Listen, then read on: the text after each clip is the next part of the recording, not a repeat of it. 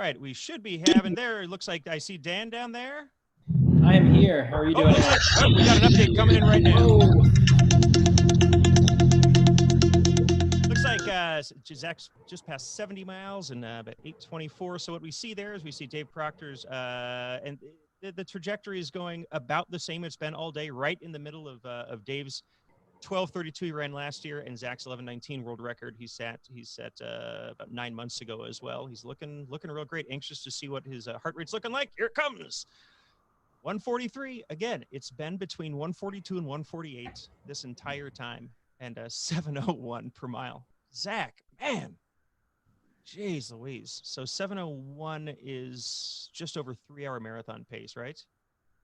I think so. I think that's like 305, 30 something.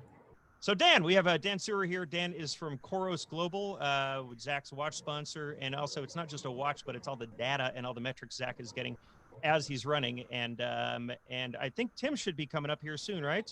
Yeah, he's on California time, so yeah, we'll give him a... Tim, I think Tim's going to use the earthquake as an excuse. There was an earthquake a few days ago. I'm going to be late. No, Tim Tollefson is coming up. Tim's another Coros athlete, and he's going to be giving us his perspective from a entirely different part of running. But so Dan, tell us a little bit about what you do for Coros and how you're involved in this. Yeah, so I head up sales and marketing for Coros. Been with the company for about 1.5 years, and we've been fortunate to work with Zach and kind of a ambassador morphed into more of a professional athlete, elite athlete partnership over the last, give or take year or so. It's been great for the brand. I mean, obviously, Zach's just, a different kind of athlete. And he also gives the brand a different level of exposure, even from some of the other trail and ultra athletes similar to him. I mean, you look at, him being featured on the Joe Rogan podcast, that's just not something that a brand like Coros expects to be shouted out on every day. Yeah. And it's exposed us to folks that maybe aren't part of our core, core consumer. But it's great as a young brand. I mean, we're only about 4.5 years old as a brand to kind of have that level of exposure. And Zach's been a huge part of that. So, when Zach told me about, this attempt at the 100-mile world record, my first reaction was like a few of our followers when we posted about it, which was like, why would you do this to yourself? This sounds miserable. I mean, I know if there's anybody that can do it both physically and probably more than that mentally, it's Zach. But it just seemed ludicrous at the time. But it's been a blast. I mean, I've been checking it out intermittently since about 10 o'clock my time. It's a very difficult thing to get your head around, even for the hundreds of people who are watching right now who run hundreds and who run endurance events, who run ultras. Getting your head, when the ultimate goal for most endurance runners is a sub 2400 miler. I mean, that is like, that's a buckle. I mean, that's a 1 day. That is the best you could do. And Zach does half that time. It's you're just playing a different sport. I mean, it's pitching to a major league guy and it's just blowing the ball out of the park. It's a different sport. And Zach's also a very data-driven guy and very science-driven guy, so it makes sense that he's going to work with somebody who's very much into those metrics. One interesting thing is what we're not seeing is like cadence and that sort of thing. And give us the reason why we're not seeing that. So, I'm not exactly sure as far as the back-end system that we're running here today, as far as what what's being projected, but what we will be able to see and what Zach can actually see on his watch in real time, if he, he's very much in the zone and rightfully so. But if he did, get curious and want a change of pace, not literal change of pace, but he could look down at his watch and he could see his cadence. And oh, is that right? Okay. He could, yeah. So we could get that. And what'll be great is after the fact, we'll be able to download quite a bit of data from him within the Coros app and share that with folks out there. And we'll be able to see, what was his average cadence. We can see some of, the trajectory where his cadence either, jumped up, maybe fell down, but, seeing how much of a metronome he's been, especially in terms of heart rate, as you've mentioned. Crazy. I can't imagine, I'm guessing he's probably in that, 180 range and staying right there, plus or minus a few bips. He's between 142 and 148. Yeah. And he's been like that since 8 o'clock this morning. Yeah, I mean, I saw it. I went out for my run middle of the day here in Philly, and I mean, I couldn't keep my heart rate under, 170 on a 6 mile run. I mean, it was hotter than it's been. We got into about 80 degrees here, which is weird. It went winter to summer pretty quick, but still, I mean, I'm like, oh, and the whole time I'm sitting there, I'm like, I'm going for 45 minutes, and Zach's on the treadmill for 12 hours, and he's running at what would feel like a casual heart rate to me. No, totally. I'm very anxious to see that after it's all said and done. And if you guys will publish it someplace on Instagram, maybe, or someplace. Yeah, probably. And we'll probably work with Zach on some sort of blog or other write-up, because some of between the watch and then I believe Zach's wearing the pod as well, we're going to get a lot of great data. So, heart rate, pace, indoor runs can be tough for a GPS watch. So we'll probably be in the ballpark, but thankfully he's not going. I mean, he has seen some spikes in pace, which, a watch won't necessarily respond to well, but in general, he's been pretty even. And so, we'll get all that data, but we'll also see things that kind of contribute to efficiency, which we obviously know you have to be super efficient to do what Zach's doing right now. And so we'll see things like ground contact time, how much time he's spending lifted up, his vertical oscillation or his stride height. Oh, is that right? We'll see that as well, which is interesting on the treadmill because it's moving under you. It's a little different than being out on the road, but still it's a huge measure of efficiency and that ratio, of height to stride length. And we'll be able to kind of see that as well, mostly from the pod, actually, is where we get that extra data. And what I'm really curious about, especially because he's switching back and forth between the treadmills, which I'd love to know more about, later on. I know, me too. But it's going to give him his left-right balance. And so ideally, he should be pretty evenly, nobody's going to be always 50-50, but 49.5%, 50.5% left foot, right foot, or left leg, right leg. But we'll see if there's any point, especially as we get into, hour 10, 11, 12, does he start to favor one side of his body or another? Yeah. I know that. So we've reviewed some Coros products before, and the things I remember about them are and I'm not a tech guy, so you have to bear with me. Are reminders for eating, which are huge for ultras. I mean, remembering to eat, because you get in this kind of dopey zone where you just, the last time you had an SFuel may have been 10 minutes ago, it may have been 3 hours ago. Just remember, and you can set that. And then also heart rate works. I know that other brands have that heart rate alerts.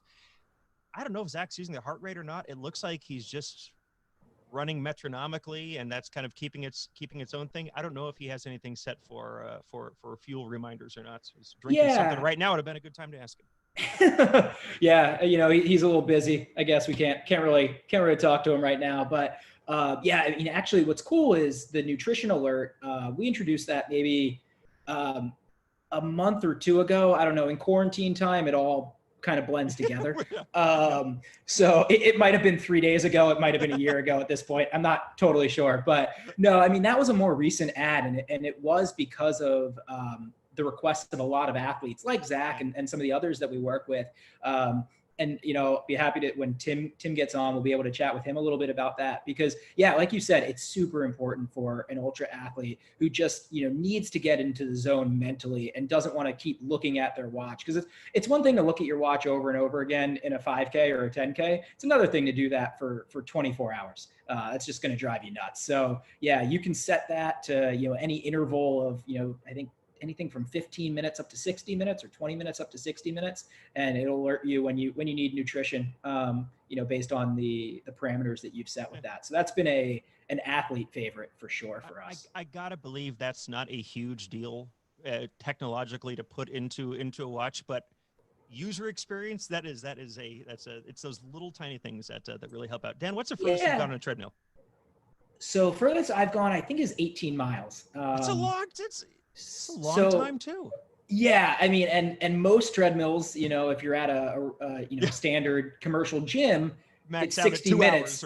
Right. So you have to, start it over. And so, I mean, I think it was probably maybe 2 hours and 15 minutes somewhere in there. It was part of a marathon training block. And it was miserable, but,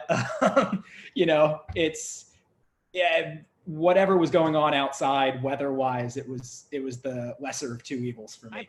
I'm real curious, and I'm going to ask Pam about this when she's on after you. If this is going to change his or set him up for an outdoor performance. I mean, right now he's doing treadmill, and if he can, you know, beat another record, if he can use this experience to take it to either the track or to the streets, and even improve his world record even more. I would think so. I mean, at the end of the day, fitness is fitness. You know, I'm a big believer in that. I mean, I personally, and this is completely anecdotal, not at all scientific, but you read all the things that say you should put the treadmill at 1% to make it equal to outdoor and all that stuff. I'm not a big believer in that. I personally think running on the treadmill is actually a little bit harder than running outside. Because, you know, outside you can, without touching anything, you can back off or pick up, you know, however you want to at, you know, the drop of a dime. But on a treadmill, you're really dictating and kind of getting pulled along a little bit more than sometimes you want to be. And I think whether it's mental or physical, I personally find treadmill running to be, you know, a little bit more challenging than running outdoors. That's one thing we were just talking about a bit ago is on a treadmill, the pace is being given to you. This is what pace you're going to run, and that mentality of being able to withstand that pace is an entirely different mindset than saying, I need to set this pace for myself, or I just slow down a little bit because I got lazy, or, you know, for me, a slow song came on my iPod and I slowed down. You know, that happens, or conversely, a fast one. And the treadmill, he's able to set that, but he's able to maintain it, and it's a different skill set than most of us have, who are able to give ourselves a pace in the mountains. Yeah, Eric, I would agree with that. I mean, thinking if I'm not confident in my ability to go out, well, not that I do this anymore, but if I was going out to do intervals, you know, and it was early on in a cycle, sometimes I would, you know, quote unquote, cheat and go on the treadmill, because for that kind of stuff, yes, it sets the pace. I can either do it or I can't. And that's not always the best thing training wise, because you should be kind of training to feel more than you should be training to a specific, you know, metric, whether that's distance or pace or, you know, what have you. So yeah, I mean, it's just a totally different animal, but I think getting back to the original question, fitness is fitness. I you know, maybe not for a mountain race, but for track or road, I would think this has to set him up pretty well. I do too. And I don't know if you have any intel on what he's trying next, but I mean, he's looking right now. He's looking, again, we were joking. I mean, this could be a loop, because he looks about like he did 7 hours ago. Yeah. I mean, I heard you before when you were saying about the moon landing. So yeah, I mean, this is big production studio in you know, Phoenix, Arizona, that's just going on a 1 hour loop. I'm not going to check Let's Run boards right now, because I'm sure there's accusations of that. But I, you know, that you got a shot of his air conditioner back there. He's got a fan above him. He's got everything, and we know we've heard about people having negative air humidifiers, a dehumidifier, in the room to kind of pull all the pull air out of it, and to make him more comfortable. Because God, he's got to be hot right now. Yeah, I just want to see his utility bill for next month, or this month rather. Who's covering that? In Phoenix, I mean, this is not an inexpensive operation from that side. Yeah, no, this is really, really, really cool. What do you have coming up? Do you have any races coming up, Dan? Oh, you know, so Christina. You know, What, we got to have Christina. What's Christina going to tell us today? You got me fast. Yeah. Thanks, Eric. And thank you, Darren, for you guys donating your awesome prizes for us to give away today.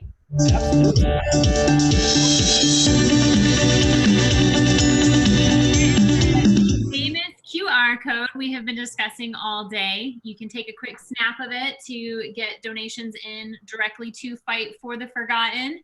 I believe Eric and Don are in a little bit of a who can win this war on getting more donations in their time slot. So literally doing it right now. Yeah, so help Eric out. Congrats to some more runners that have picked up some of the SFuel products. This is what Zach is also using for his run today. Reach out to us on social media. We'll make sure to get those out to you as soon as possible. And today, I just want to give a shout out to all of the runners and the even cyclists, everybody that's come out to join in for this today and help make this a big production for Zach's 100-mile record that he is going to set here. Thanks for all the guests for being on and taking time from your day to help us put this on. It's been a lot of fun on this end, and I've loved getting to hear everybody's stories and conversations from the different athletes we've had on and everybody that's been involved. And we will be back in about 30 minutes. Awesome. Thanks, Christina. I'm literally putting in my credit card right now. So. Awesome. Oh, do you want me to keep talking? So keep talking for a second. Okay. Yeah. So while Eric puts in his credit card information, I will give you again too. If you didn't catch the part before, you can also set up a donation link on your Facebook page. If you tag Fight for the Forgotten on Facebook, it will give you the option to set a donation button on your Facebook page. Send a snapshot of yourself doing your run today, tag Zach in it, put it up there, and people can donate right through Facebook directly to Fight for the Forgotten. It's just another way to get that in there. I do believe we also have it up on the YouTube page for people to click the link as well. So that's another way to do it. Dan, I was excited to hear your information that you were giving out about Coros too. I have a couple friends that have recently made that transition over, and so I was excited to see that you were coming on today so I could learn a little bit more about it as well. That's awesome. Yeah, I'm happy to be here. Happy to help spread some word about Coros, but also just happy to join into the festivities because I mean this is just an amazing setup that you guys have all put together. Really is cool. It really is. And tackling a world record is hard enough, but doing it on a treadmill, you need all those little bonuses there is. And I would imagine if I was going to try to tackle something like that, it'd be pretty great to have a team of people kind of on your side there supporting you too. So thanks again for being here and donating some of those prizes to help get people getting some of those donations in and taking part of it. So that's really cool. Yeah, absolutely. Did you get it done, Eric? There you go. $100 from URP. Beat that, Don. I'm in this for a treadmill. And my fear would be to actually win a treadmill, and then I don't know where I'd put it, and my wife would be furious. So I don't know what the plan is there, but don't you just put it in your living room like everybody else? Oh yeah, I don't think so. The gentleman we just talked to from New Zealand, I believe they had it in their kitchen. Probably. Yep. That would not surprise me at all if it was in a kitchen. So, all right. We'll see you guys in 30 minutes. All right. Thanks, Kristen. Sounds good. See ya. So I guess Tim is, I don't know where Tim is. Not sure if he's going to make it. Do you know what Tim has next? What Tim has next? Do we know what, I mean, I know his season is shot, but I wonder what he's doing. We did some live conversations with all of our athletes and, Tim being one of them. And so obviously his original game plan this year and, he had never run Western States. And we know. Oh yeah. We're waiting for him. And, he grew up not far from the course. So this year was really meant to be kind of a homecoming year for him. So I think, it's kind of, there is that extra emotional element to it beyond just like, a big A race was canceled for him. So the last time when we chatted, and I'm probably going to forget something or mix up some folks, but obviously if UTMB happens in any way, shape or form, that is his new A race. He's also got some FKT thoughts that he has not shared anything specific other than that he's thought about some FKTs. I'm sure it's some stuff in the Sierras, because that's home for him. Yeah. Some link ups that he's thought about. At least he's pseudo mentioned that in the past.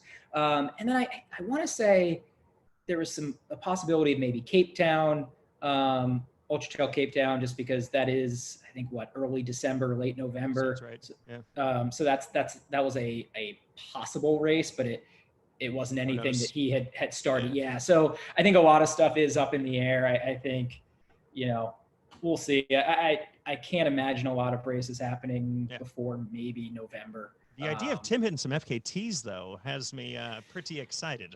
Yeah, but he's definitely keeping that under wraps. Yeah, which I get it. I understand. Well, I wonder what's going on with his hair. I mean, with all the hair, his hair salons closed. What is Tim doing with his Right. his You beautiful know, locks? he pretends that he does that all himself and that it's just natural. No. Yeah, no, there's just no way. You know, we've joked. I'll just say, I guess, future sister-in-law, my fiance's sister, works for Revlon, and Revlon's brother sister company is American Crew. So we've joked about trying to set him up with some sort of, you know, hairstyling, sponsorship. Oh, not American Crew. That's got to be Revlon. If Tim has a Revlon, logo on his jersey, it would make me just immeasurably happy. So, very interesting. I'm working behind the scenes, not just sponsor, but also agent to try to make that happen for him.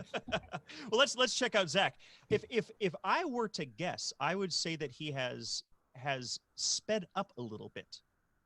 Yeah, he definitely. That is purely just looking at it. I don't have anything to go off, but it looks like his cadence is a bit faster than it has. I wish we could see it alive. Yeah, I mean, looking just at the arm carriage specifically, I mean, that's where, and it doesn't look like he's laboring.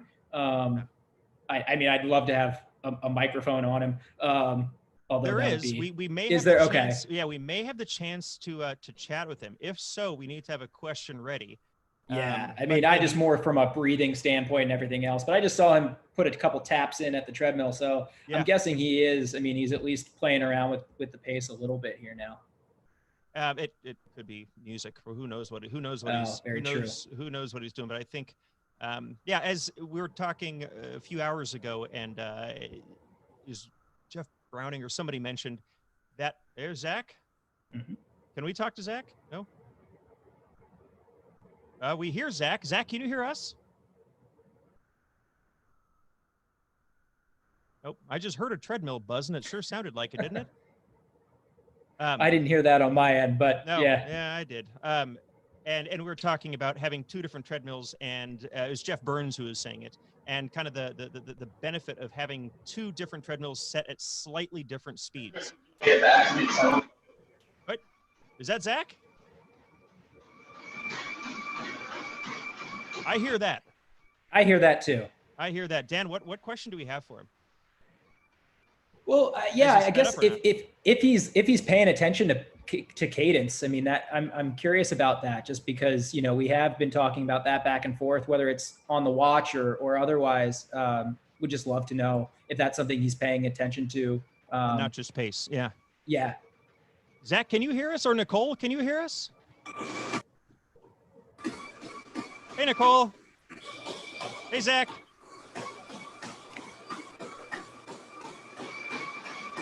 Boy, you know what? Hearing it makes him look faster. Do you agree, Dan? A little bit, yeah. It does. Once you hear. Yeah, we're asking about cadence. Heart rate, and I'm kind of oscillating paces a bit between like 8.7 miles per hour and kind of 8.0. So those are the two things I'm paying attention to most. I have to look at cadence a little bit. But not a ton.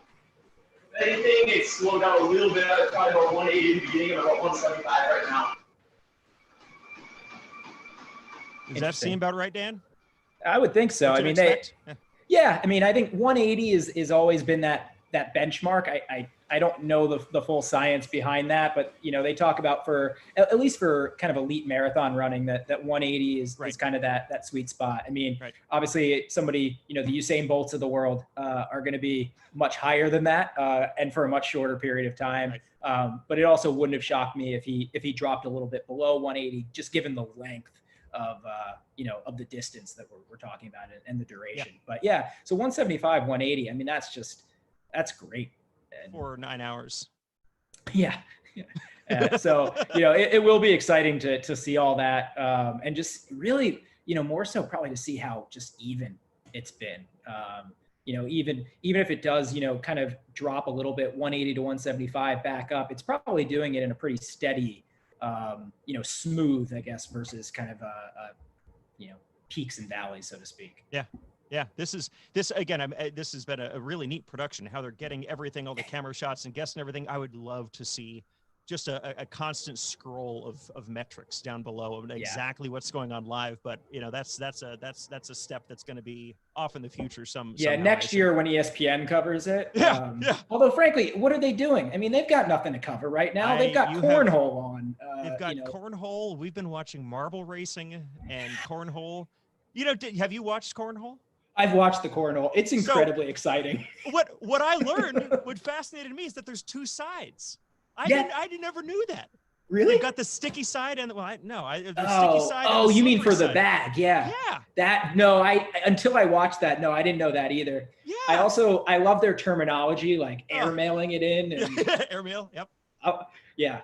Now, the first time I watched it, I have not seen marble racing. Dan, it's phenomenal. It's started by a Belgian guy with Asperger's, I think, is the story, who needed something to do and built this incredible marble racing world. It's ridiculous. It's a ridiculous thing to watch. Is Nicole still on there? Oh, looks like he is adjusting something. Zach is adjusting something. So he is changing. I'm convinced he's going faster. I think his cadence has picked up. So is he playing around with elevation? Or is he keeping it completely at 0 the whole time? He had said earlier it's going to be at 0. Okay. But who knows? I mean, again, what we know is that he's never been past 30 miles on the treadmill. Sure. So this is all new, and he's going to be taken as it comes.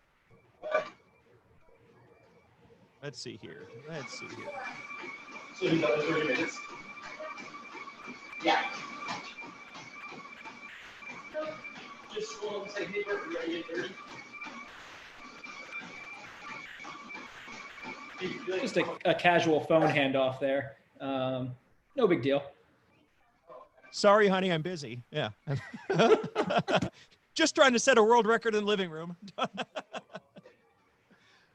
Not sure what you're doing. Okay, well, Dan, it looks like we lost him somehow, but he may be coming on later. I'm not entirely sure. I don't know if it was a time zone thing, but it shouldn't have been because he's in the same time zone. But things come up. I mean, he's a physical therapist too, so he's got all sorts of stuff going on. Hey, Tim's on. Tim and Pam are on. You can talk now.